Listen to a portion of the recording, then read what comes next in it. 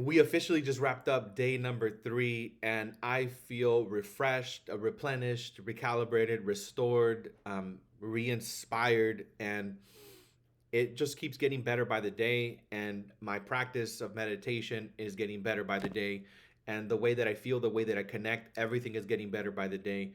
And just that alone. I mean, today we meditated three times today, and each meditation is 2 hours, right? So we're basically meditating about 6 hours a day.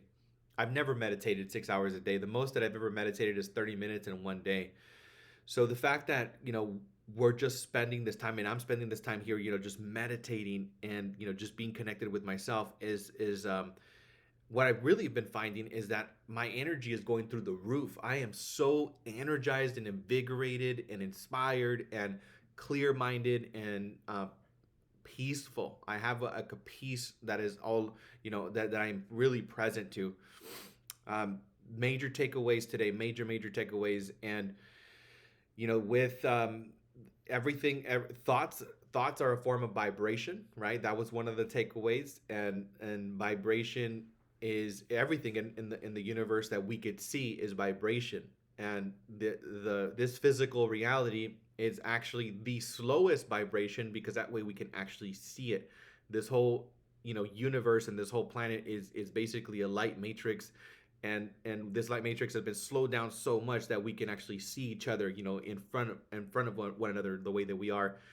The other really cool thing is that, we are a projection of our inner world, right? Whatever is going on within our world, and that includes, for some people that have different types of illnesses and things like that, that could be transformed by going within and actually, shifting the projection, right? Because we're like a prism, right? And if we have certain qualities and certain tendencies within us, and we have these thought patterns that are looping constantly, then that's creating chemicals, that's creating things over and over and over, repeating these same cycles.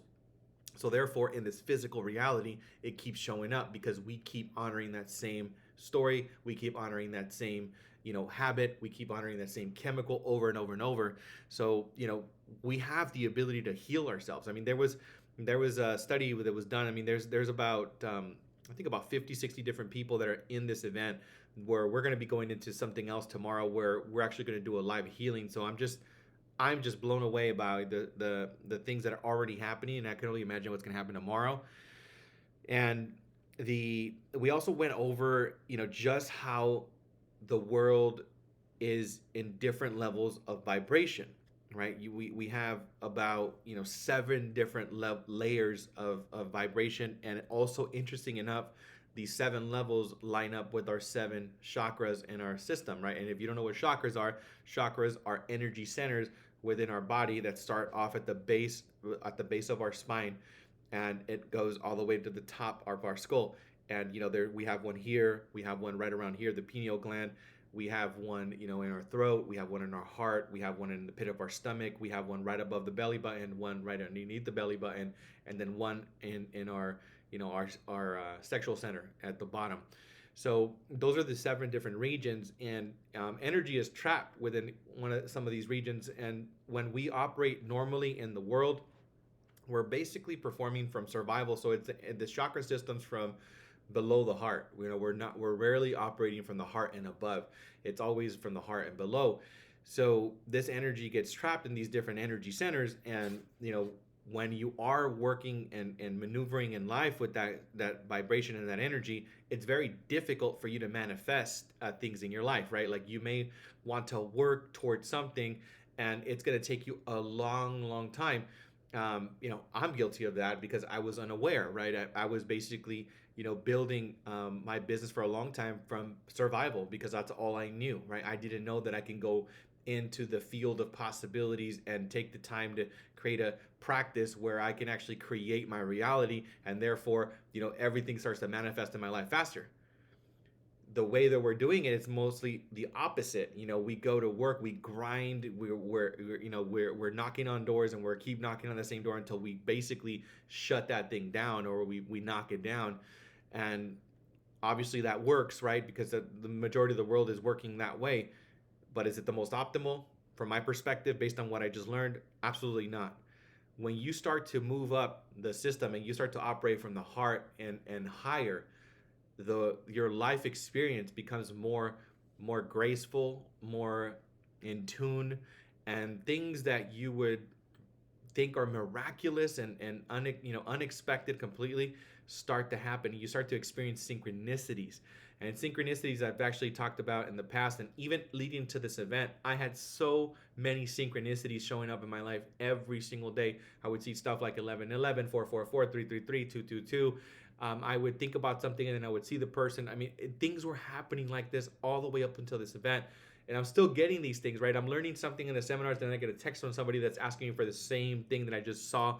So when we get connected from the heart center and above, we we become way more powerful, right? When we say something, when it shows up in reality, it's happening that fast.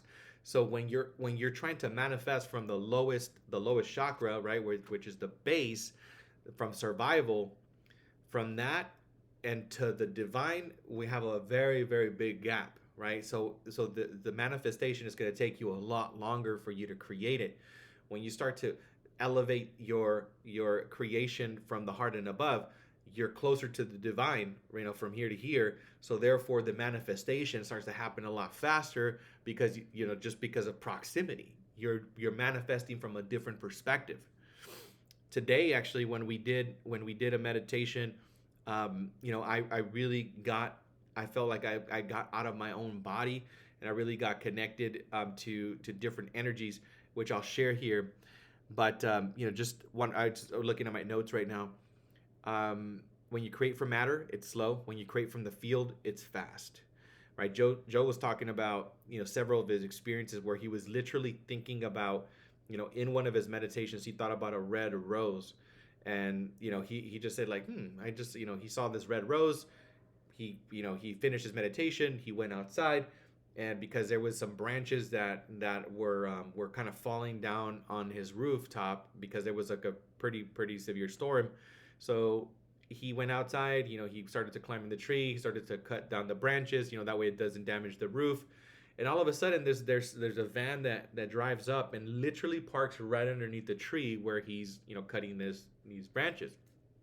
And he kind of pulls himself down from the tree, and he's like, who is trespassing in my property at this time? Like, the nerve, right? Like, don't they see me cutting these branches and they dare to park right underneath where I'm cutting the branches, and they're trespassing? So he basically gets down, and he kind of is skeptical, looking around the corner of the van, and he sees somebody in the car, and he gets closer and closer, and then there's a gal that basically popped out of the window and said, like, here, um I'm giving you this red rose. And Joe Dispenza was like, wait, what? Like, what do you? He was like, was this a joke? I mean, what do you mean? He's like, don't ask me why, but I just had to give this to you. Literally like that. Like, that's how fast, like, he manifested it. Right, from meditation to about an hour later, having somebody randomly drop off that red rose. That's just a very simple. I mean, there's many other examples that I can get to, but that was just like profound, right? So when you start to create from the field again, right, your manifestations, what you want to create, happens with velocity. You don't have a lot of resistance. You're not operating from survival. I wish these type of things were taught to us as we were kids. They actually have an initiative where they're actually bringing this to prisons. They're bringing this to also families that suffered from domestic violence, and they just had a rough childhood, and literally, some of the women that they were helping out with this nonprofit, didn't have a bed to sleep in. They were sleeping standing up, literally. That's how severe their conditions were, and they came from all sorts of backgrounds, and some of the most difficult backgrounds that you can imagine. And they're having this type of training being infused to these individuals. And we saw a little video. It was just like heartwarming to see the type of difference. So I really believe that this is some of the most powerful and profound teachings that I've found. I've been through so many different seminars, and this by far has been the most powerful, with the experience that I've had so far. And I'm only 3 days in again.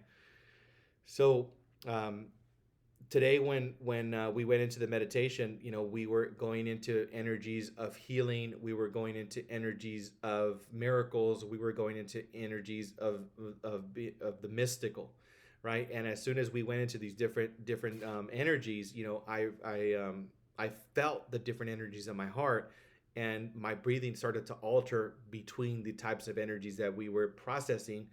And when we got to the mystical part, I had an out of body experience where I felt like I was being carried in a way, and literally I felt like I wasn't in my body, and I felt like I wasn't being embraced, and I felt like I was floating, and it was and I was sitting in this chair for over 10 hours, so I felt so comfortable. I felt like I was literally like sleeping on a cloud.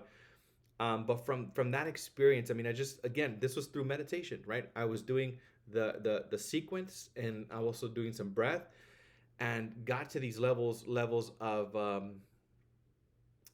these states. I would call them states. These states of being that I got to. So just miraculous stuff that's happening. And again, right, and that's just my experience that I'm talking about. That's not including everything that's happening in my biology that is transforming as we speak. Everything is being transformed. And towards our last meditation, I mean, there was like, we went through the healing energy, and the entire room, 2,000 people, there was one person that started laughing, and the whole room just started laughing, and it was infused with laughter, and it was such a joy, and a beautiful energy, beautiful experience that forever has changed my life. So I just wanted to share that. That's basically my recap for day 3. I have a couple more pages of notes, but if you have questions, just reach out, and stay tuned for day 4. Thank you so much for listening.